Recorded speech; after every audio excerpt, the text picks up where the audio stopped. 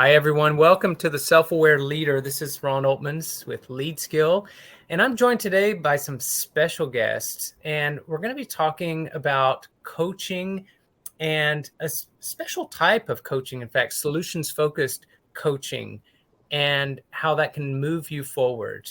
And so I'm just going to bring my guest right in. We're going to have a roundtable here, and we may have different people speaking up that we'll feature, but I'm joined by my regular co-host, Angela. Angela Oltmans is in the studio, along with Debbie Hogan, Dave Hogan, and Joe Cannon with the Academy of Solutions Focused Training based in Singapore in Southeast Asia. Actually, Dave and Debbie are in Singapore right now as we speak, and Joe is in Arkansas, Bentonville, Arkansas. Guys, it's great to have you. Welcome.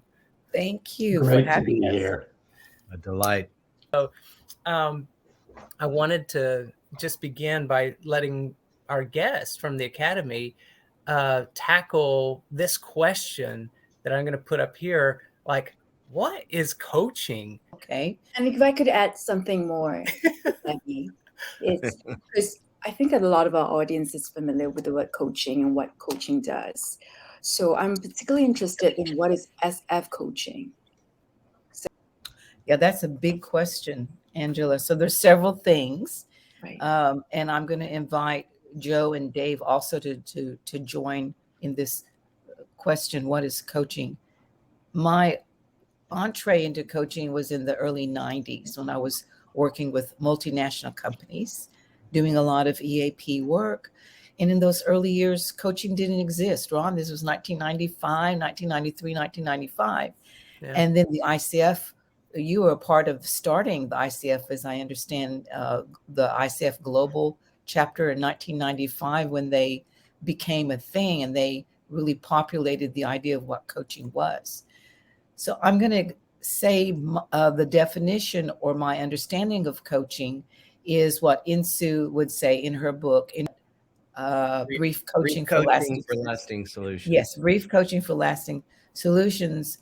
They describe coaching as helping very important people get from where they are to where they want to be. Very simple, but yet simple does not mean simplistic. And I think herein lies the unique qualities of solution-focused practice. When it entered the scene and when Insoo and Steve were developing the ideas, it first started in the therapy room. But the fundamental quality of solution-focused practice enables you to, it's got this sort of isomorphic quality. And using solution-focused practice in the therapy room, it was so successful that it really became a powerful, I would say, catalyst for change, thinking about the change mechanism. And when Insoo and Steve were developing the ideas, it really defined what most people thought about change mechanism or therapy or even coaching as it was emerging.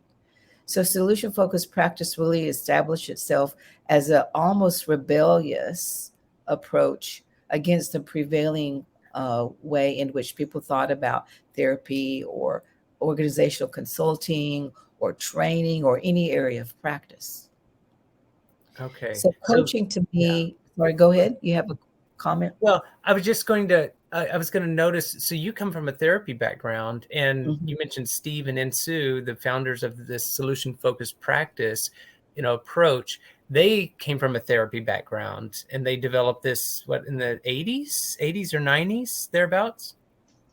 Yes. 80s. Yeah. They started, their roots were with the MRI Mental Research Institute, where there is a think tank, and there is a lot of change and shifting ideas of how to work successfully with people, organizations. So they were a part of that tree trunk. Okay. And Erickson, Milton Erickson was there. Then they moved to Milwaukee and started the development of solution-focused practice as a way of developing these unique ideas that we now know as solution-focused practice coaching therapy. Got it. Yeah. Okay. So Steve Shazer, Insoo Kim Berg, they were a couple I mean, their name. So, but they were married, and they developed this together in Milwaukee, if I'm not wrong. Correct? Yes, Correct. correct. Yeah. Okay. And it And was then over about a decade, with just radical experimentation and they were really interested in what their clients thought and what worked and what was sustainable. And then what emerged was this way of interacting with people that very respectfully um, ask them what they want, how they'll know, and focuses on their resources and their hopes and dreams. And so there's a sense in which the solution focused therapeutic approach was from the beginning a kind of coaching model. Whereas, in fact, the roots of really all current, coaching, the mega history of coaching, that's about a 600-page book, basically traces its origins to therapy. And, like Deb, she was a therapist, but her clients, who were CEOs, leaders in business, who had been through therapy with her, kind of realized, well, maybe she could help me with this more practical issue, like okay. my family or how I deal with relationships in this organization. Not really therapy, but coaching. And similarly, in coach, the rest of coach world came out of various schools of psychotherapy. And I think, to kind of get back to Angela's question, what's distinctively SF coaching is, I think, because SF coaching emerged and is built solidly on SF therapeutic practice, which already is a very coaching model. It's more coherent. A lot of therapy, most therapies are about kind of diagnosing problems and naming illness and assessment. And that if you don't do that, somehow you haven't done therapy. Whereas SF goes straight to, well, suppose something amazing happened and tomorrow you are thinking about our time here and you say, wow, that was really worthwhile. And you notice things are better. Well, see, already the very first question puts people in a mindset of what they want. And it creates incredible conversations. I want to jump in because I love this slide. I think it's a beautiful representation of where SF came from, the roots at the MRI group. The predominant approach to therapy that we all know began with a psychoanalytical model developed on the couch, literally, right? Yes, exactly, by Sigmund Freud. And then when the MRI group met and became a think tank, they started to think differently about therapeutic interventions. And instead of believing that dysfunction or pathology happened within the psyche or within the mind of a person, they started looking interactionally into the system. However, what was distinctive about what the MRI group did, Jay Haley, who was a part of that group, wrote a book called Problem Solving Therapy, in that they were looking at the pattern, the interaction based on the pathology sequence, the problem narrative. Okay. And Insoo and Steve were interested in the solution narrative. So what's happening when things are going well? So in that sense, they were already thinking differently and moved to Milwaukee to start developing these ideas of what happens when there is a sequence of the desired outcome, the hopeful future. Very radical in its day. Yes. I have a question for Joe. This is our first time meeting. I have a sense that you just have a being about you, that you have a wealth of experiences and rich lessons. So what is it about SF that drew you to that field of knowledge and expertise? That this really takes me back. I have always been drawn. I got my start in psychology, And I've always been drawn to the brief, effective therapies. Uh, and so having done my graduate work in brief therapy, family therapy, I pursued NLP. And NLP also came from the rich work of Milton Erickson, and is a very good modality. However, I found that it was overly complex and also somewhat working behind the scenes and not as transparent with the client as solution focus work is. So after many, many years, I left the therapy field. I took a hiatus into massage therapy and personal training. And when I came back, I took a solution focus approach to the work. And I discovered that all the good things that attracted me to these various modalities that were effective were captured and distilled in solution focused work. Transparency between the therapist or the coach and the coachee, one thing. The elegance and the brevity of the work. Focusing on what works as opposed to what doesn't work in a client's life. These things allowed me to work with people effectively and much more quickly. And I personally, for me, much more honestly in terms of the process than I had been doing before, and felt like that was somewhat missing in the way that I worked. Yeah, I appreciate you mentioning just the history of some of the work that you've delved into. When you talked about massage therapy, I immediately think about somatic experiencing. So I understand that you're one of the facilitators for the US cohort, yes? Correct. And Yes. so what are some of the key things that we can expect out of this program for the SF coaching work? Well, an I'm excellent going to pause that, overview. Angela, and I want to come. Okay. I was just going to say, Oh, I'm going to come back to Weston. that in just a minute and talk about the coach, training. But I feel like I enrich the conversation a little bit more around just getting our minds around, or under more comfortable understanding this whole approach to working with people. Even though people, I'm not sure that there's a deep appreciation for different kinds of coaches and different qualities of coaching. Honestly, I mean, I'm going to go right back to this one, Joe. So I'm going to come back to you on that. But I'm going to put this up. Let me just see if I can do this. This mindset shift. When I got into coaching, we weren't trying to fix people, still trying to facilitate other people. And a good coach is trying to help people be successful. I have to admit, though, that I've come across a number of different approaches to coaching that still center the coach somewhat as an expert, at least within their domain in some ways.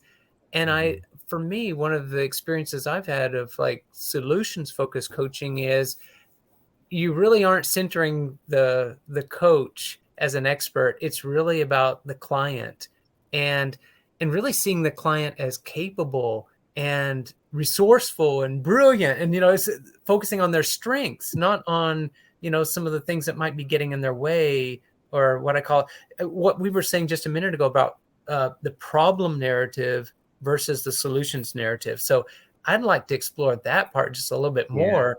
Like, help us, see how widespread this problem narrative versus the solutions narrative, even in the coaching world. Who has something to say about that?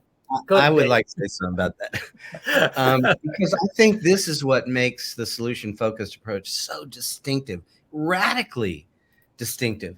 Because I remember the early years when we were members here, when we first became members of the International Coaching Federation here, we'd go to the ICF meetings and there'd be examples of good coaching, masterful coaching.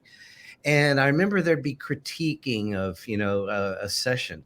And what made me Performance evaluation, right? I mean, they would demonstrate it, and then the experts, would tell them what was good or not good about it. And I remember really feeling uncomfortable with this assumption that if the coach did not confront, and really go behind what the client themselves really didn't even know was going on, then somehow the coaching was suboptimal or even a fail. And this is where SF is so different. And that's why there's an efficiency, an elegance, there's a kind of ethical, transparent respectfulness. I don't know about you, but I feel far more respected when people are curious about my hopes, dreams, goals, capabilities, successes, even things where I've failed but managed to get over. I feel better about that than being quizzed on my failure. And what do you suppose? What was blocking you, and why were you blocked? And how often does this blockage happen? And when I You're do doing a good SF, job of dramatizing it, Dave. well, when I do SF with people and ask them these more future oriented or even successes in the midst of mega failure, they get energized. They come in kind of expecting I'm something of an expert, and I am a therapist as well. So they kind of think, well, maybe he'll do that with me too. I get 2 things for the price of 1. But then I'm asking them about their expertise, their success. And you can almost see they go from maybe struggling to energized. And it's beautiful. I want to add. Okay, go ahead, Debbie. Oh, sorry. I want to add, you were obviously picking up on our enthusiasm. I also think it's very important that we state that the world, can include many different approaches and many different ways of coaching.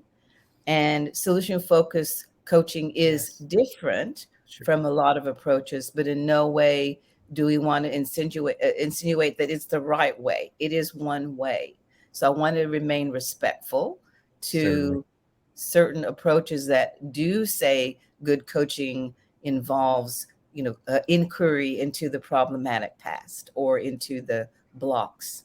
But this is where SF and a lot of models differ, is one of these fundamental ideas about what do we select and what do we highlight. I think sometimes coaches can bring ego into the mix.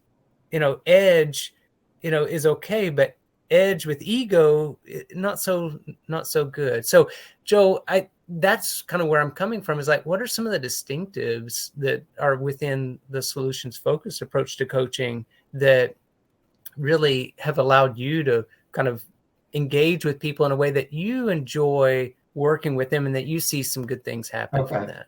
Yeah, good question. I'd like to back up just a step or two and take us back to the MRI Institute in Palo Alto, California, where all of this started. And there was a shift, a mind shift, so to speak, in terms of doing therapy and later doing coaching. And that is the site of the problem, or the locus of the problem, not being in any individual. It's not inside somebody. Neither is it outside somebody, but it's in the interaction between people. The interactional view, in other words, came from that. So solution-focused therapy has its roots in communication. That's what the MRI group was all about and studied. Excellent communication. Communication that works best or most effectively. So while solution focus has a lot of excellent tools at our disposal, and we are known for such things as scaling, the miracle question, and so forth, we are not technique driven. We are client driven. So being a communication model, a model of how to communicate most effectively, we deploy these tools in the interest of the client. So we don't come with a preconceived notion of, well, I'm going to use this technique. I'm going to ask these questions even. We get our cues of where to go next with the client in terms of a question or a statement based upon what we just heard from the client. So I would say the hallmark of solution focused work for me, the beginning point in good solution focused work is to find out from the client what it is that they truly want. What is it that they really, really, really want? And we have to listen deeply to that, because they'll say one thing and we go with that and we keep questioning them until it gets to a deeper and deeper level. And then that provides the foundation for the rest of the session. So this takes me back because, we all carry around, like, I call them mental models, but we carry around a mindset or a map of how things are. And we talked about this in terms of mindset, like, people on the couch. Sometimes we do operate a lot thinking that, as a helper, whether I call myself a coach, a therapist, a consultant, as a helper, I really have to, kind of dig things out of the other person. I got to help them out in this process.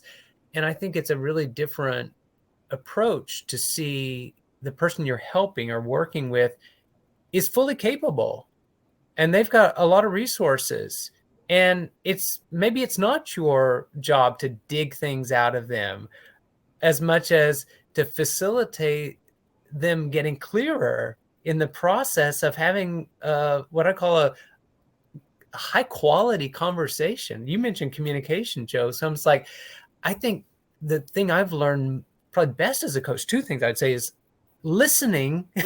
Listening is golden, and all of us could probably increase our skill at listening and our whole approach to listening to other people. And then second, questions. Questions are really key of tapping the whole thing about mindset. So what does solutions focus have to say about either one of those things? Yeah. Well, if you clear the way for a person to talk about what interests them or to talk about what it is that they really want, they like talking about that. And so it does deepen the way they think about it and how they feel about it. So it brings them to the point of combining mind and heart to where the subject matter suddenly just opens up and deepens for them. Debbie, go ahead.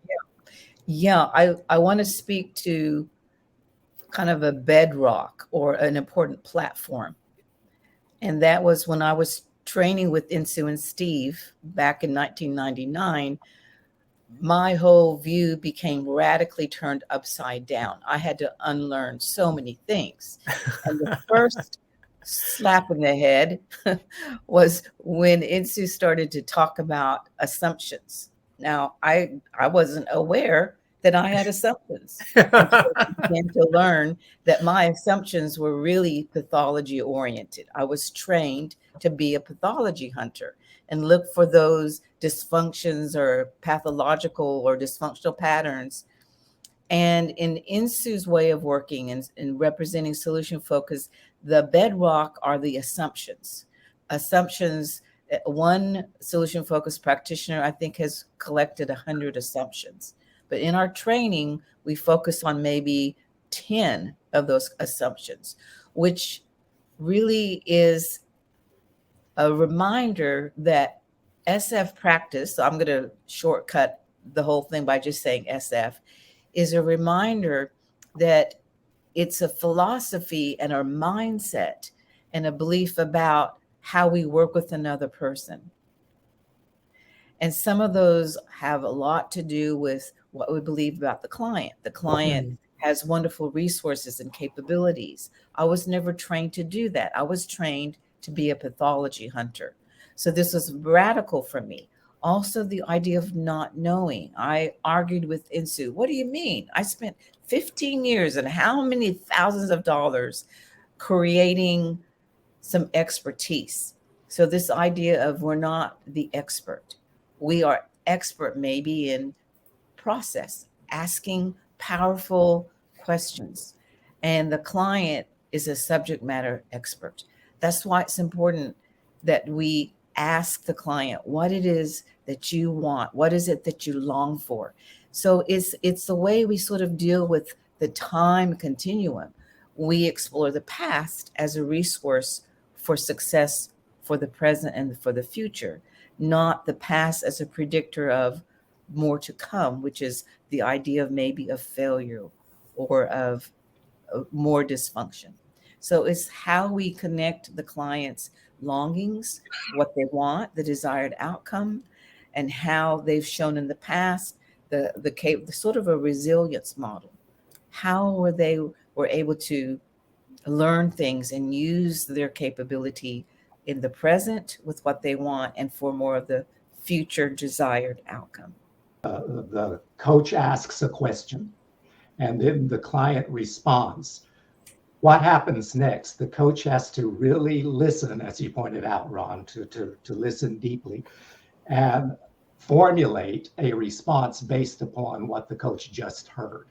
And then the client takes that. So where the session goes is determined on a tit for tat basis. And it can go towards more talk about the problem or towards more talk about what the client wants, but it's emergent in each unfolding second. And that's the role of questions then. Like a lot of people who start out will just ask questions that don't have the relevance or a connection to what the client just said.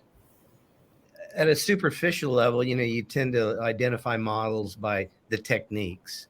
And Yes. And so I think where Joe is getting to this deeper, and Deb, and this conversation around the assumptions that we bring and just how SF is so rooted in a kind of how communication happens and how we co-construct what's going on in this process. Of course, coaching is usually about people come because they want some help. Maybe it's defined initially in terms of problem, but if you explore then what you want instead, and often we call that the miracle or the goal or the best hope, then you address the problem.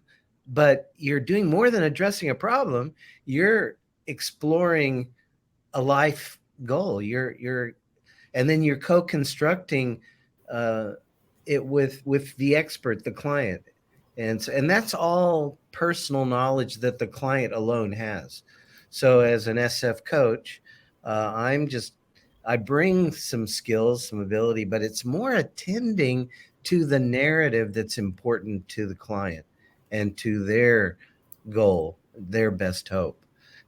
When helping others learn SF, I find it so coherent, and it embodies what the ICF calls the core competencies almost naturally and seamlessly. If you just take an SF approach, those core competencies show up. They happen. So the thing that I am noticing is, as people enter any field, as you're first learning something, there's kind of a natural tendency to focus or even fixate on the techniques. Joe and I have talked about this because we both share, we practice martial arts. And I've noticed it countless times whenever people come in the dojo, and often they're impressed and by the techniques, they want to learn the techniques as quickly as possible and master the techniques, and don't realize that the techniques are great and they are the starting point, but that's just the tip of the iceberg. That there's so much more. There's a whole ethos that you have to Yes. take part in. Yeah, there's a deeper understanding behind it. And what I get from you guys is that solutions focus has a similar thing. It's like, if you only pay attention to the questions and try to script this and, master techniques, you're missing probably the greater value that's in a solutions focused approach. Mhm. Mm. Wow, that was a brilliant statement. Okay. Yes, absolutely. I'm very mindful of the question that Angela put out there. Yes. And Angela, would this be a good time to talk about what can people expect Yeah, when they to a solution focused coaching program? sure. Sure. Yeah. I think that is, we're in a world where we want to know what is the ROI, what am I going to get? Now Yeah. we've been developing these ideas, well, in Singapore at the academy since I trained with Insoo and Steve. We were the first to bring solution focused coaching and certification to Asia. And when ICF came to Singapore and started its chapter, we became members and started to attend. So while we were offering certification all along before we integrated with ICF, the ICF has done an amazing job of branding and of marketing, and they are considered a kind of gold standard in the coach training industry. So we're accredited with the ICF at the level 1 now, because all coaching schools are transitioning into a new accreditation system. And we're accredited at level 1, which will help you to earn the ACC, Associate Certified Coach, and level 2, Professional Certified Coach. And we're now working on level 3, which is an accreditation to earn you Master Certified Coach, is the highest level. What our program does, which is what Dave mentioned, is helping you to understand the core philosophy and ideas, the mindset, how you show up as a coach using the solution focused, I would say, techniques, but they're more than techniques, and integrating, marrying very well with the ICF competencies. And also you'll be steeped in the ethics. So it's important, as you go through our program, it's important to understand that as an ICF ethical coach, you have to stay in the lane as a coach. And we recognize there are many areas of practice like training, consulting, mentoring, therapy. And Therapy. Yeah. it's important that we stay in the lane and understand the important differences of these different areas of practice, so that with ICF coaching, what it means to be in the lane as an ICF coach. This is one of the key important areas that we focus in. But we spent a lot of time in the first module helping you to get really grounded in what is solution focused thinking and mindset. How, as a coach, are you going to show up? What do you embody? What do you believe? What are the important assumptions? How we clear our head of some of the things that we are trained and taught to do that don't fit well with a solution focused mindset. So this is a very core module, which is the foundations of coaching. And then the second module is a micro skills, where we learn kind of the basic process of asking the questions to go through a session, the basic solution focus model. And then in module 2, we call it the deep dive. So how to ask the first question, but then it's the diving in and really drilling down in exploring. So how do you explore? What do you explore? How do you select the information that is consistent with what Joe was referring to, which is the thread that supports what the client wants? And we have to learn to listen, and how we select the kind of questions that are in direct alignment with what the client wants. So there's these important nuances of how to carry a conversation. And I think after a while, people understand, more about solution focus mindset while learning how to be a good ethical coach. Joe, Dave, you want to add anything to that? It's a good I don't summary. think I'm going out on a limb to say most people have their eyes opened. Really, I mean, truly, the feedback from all the participants, it's like there is something there for everybody that is novel and immediately helpful, that will enhance what they want to do. And then one more thing I'd like to add, the whole process being such an excellent communication model is so respectful. It's a way of communicating and working with people that is infused with respect and regard for the other person.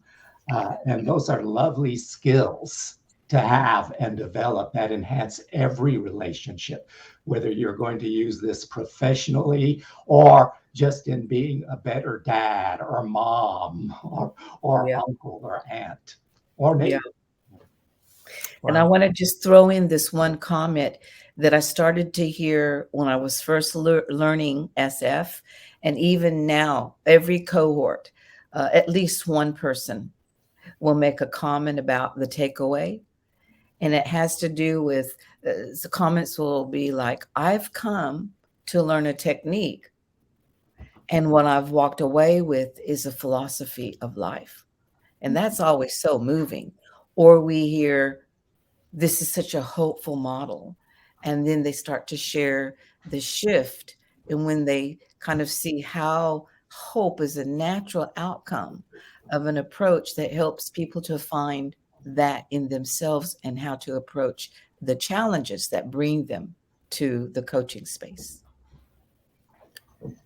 I'd say especially whenever people can take on that philosophy of life that you mentioned, and it's not displacing anything. It's not like they have to give up anything that's valuable and precious to them, but it enhances what they've already got. It gives a new sort of richness, a new perspective on things that lets them appreciate even further all the good things that they've got in their life right now, right? Yeah.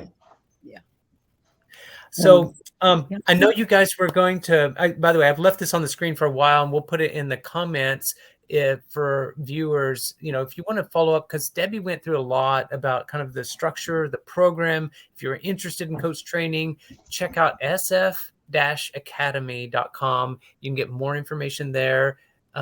You can also reach out to someone directly if you want to talk about kind of your particular situation and if this is a fit or not for you.